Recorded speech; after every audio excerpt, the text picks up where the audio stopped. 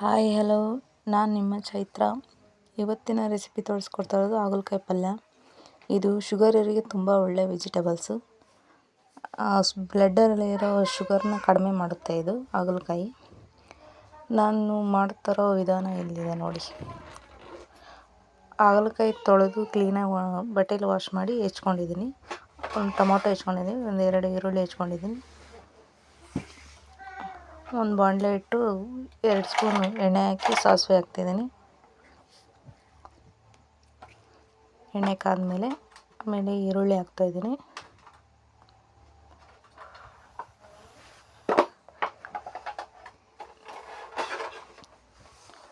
Next ಹಾಗಲಕಾಯಿ ಹಾಕ್ತಾಯಿದ್ದೀನಿ.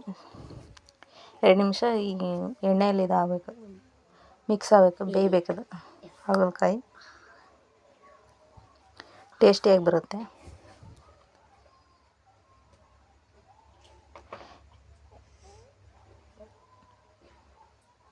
ಎಲ್ಲ ಮಿಕ್ಸ್ ಮಾಡ್ಕೊತಾ ಇದ್ದೀನಿ ಎಣ್ಣೆಯಲ್ಲಿ.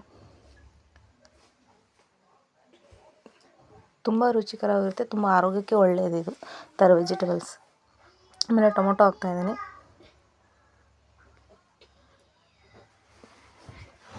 ಟೊಮೊಟೊ ನಂತರ ಅರಿಶಿನ ಪುಡಿ ಹಾಕ್ತಾಯಿದ್ದೀನಿ, ಅರ್ಧ ಸ್ಪೂನು.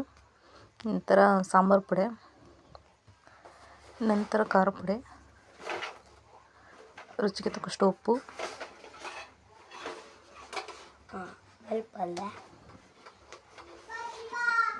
ನಂತರ ತಕ್ಕಷ್ಟು ಬೇಯಲಿಕ್ಕೆ ಎಷ್ಟು ಬೇಕೋ ಅಷ್ಟು ನೀರು ಹಾಕಬೇಕು. ನಂತರ ಎಲ್ಲ ಮಿಕ್ಸ್ ಮಾಡ್ಕೊಂಡು ಕೈ ಆಡಿಬಿಟ್ರೆ, ಬೇಯಕ್ಕಿಟ್ರೆ ಬೆಂದುಬಿಟ್ರೆ ಆಯಿತು ಪಲ್ಯ. ರೊಟ್ಟಿ ಜೊತೆ ಚಪಾತಿ ಜೊತೆ ಸರ್ವ್ ಮಾಡಿದ್ರೆ ತುಂಬ ರುಚಿಕರವಾಗಿರುತ್ತೆ. ನೀವು ಮಾಡ್ಕೊಳ್ಳಿ, ತಿನ್ನಿ, ಹೇಗಿದೆ ರುಚಿ ಕಮೆಂಟ್ ಬಾಕ್ಸಲ್ಲಿ ತಿಳಿಸಿ. ಹಾಗೆ ಸಬ್ಸ್ಕ್ರೈಬ್ ಮಾಡೋದನ್ನು ಮಾತ್ರ ಮರಿಬೇಡಿ.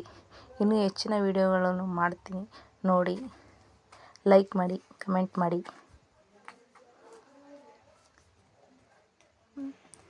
ಚೆನ್ನಾಗಿ ಬೇಯಲಿಕ್ಕೆ ಮಿಕ್ಸ್ ಮಾಡ್ಕೋಬೇಕು. ಸ್ವಲ್ಪ ಇದಾದಮೇಲೆ ಬೆಂದಂಗಾದ್ಮೇಲೆ ಸ್ವಲ್ಪ ಕೊತ್ತಂಬರಿ ಹಾಕಬೇಕು. ಕೊತ್ತಂಬರಿ ಸ್ವಲ್ಪ ಬೆಂದಮೇಲೆ ಹಾಕಿದ್ರೆ ಫ್ಲೇವರ್ ಚೆನ್ನಾಗಿ ಬರುತ್ತೆ ಅಂತ ಹಾಕ್ತಾಯಿದ್ದೀನಿ.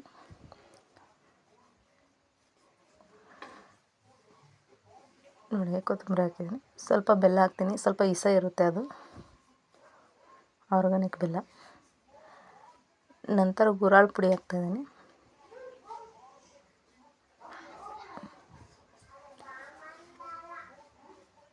ಎಲ್ಲ ಕೈ ಆಡಿ ಸ್ವಲ್ಪ ಬೇಯಲಿಕ್ಕೆ ಬಿಟ್ಬಿಟ್ರೆ ಚೆನ್ನಾಗಾಗುತ್ತೆ.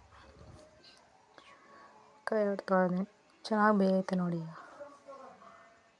ತರಕಾರಿ ಬೇಯಿಸ್ಕೊಂಡು ಚೆನ್ನಾಗಿ ತಿನ್ನಬೇಕು. ಹಸ್ಗೆ ತಿಂದರೆ ಅದು ಆರೋಗ್ಯಕ್ಕೆ ಹಾನಿ, ಅಜೀರ್ಣ ಸಮಸ್ಯೆ ಬರುತ್ತೆ.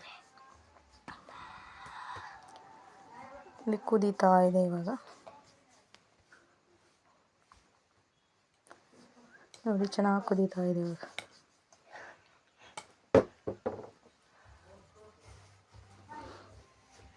ನೋಡಿ ಎಷ್ಟು ಚೆನ್ನಾಗಿ ಕುದೀತಾ ಇದೆ.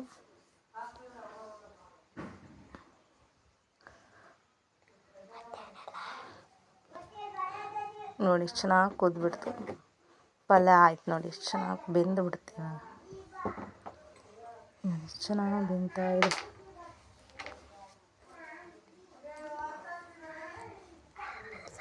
ನೋಡಿ ಬೆಂದು ಬಿಟ್ಟಿದೆ, ತುಂಬ ಚೆನ್ನಾಗಿರುತ್ತೆ.